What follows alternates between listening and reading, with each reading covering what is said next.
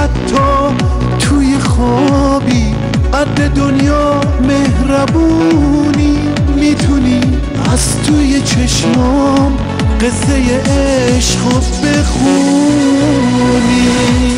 وقتی چشماتو میبندی من کنار تو میشینم، میشنوم قلب تو انگار من دارم تو رو میبینم.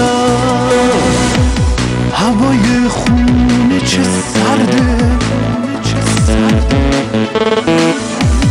انگاری ما پشت ابرا.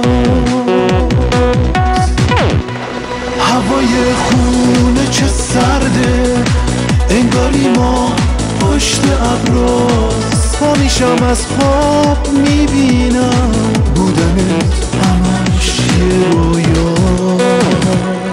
تو کنارمی عزیزم، پا به پای من رو ابرا، انگاری رو آسمونم.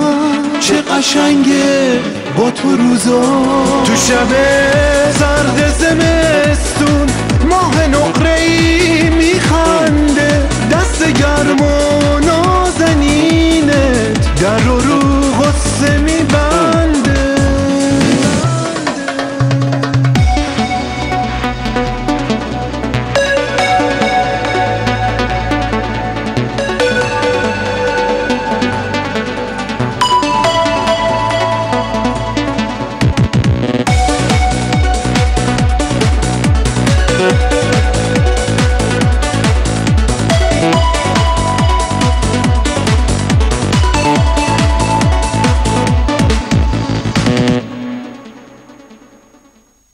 خب دست شهرام زندی هم درد نکنه.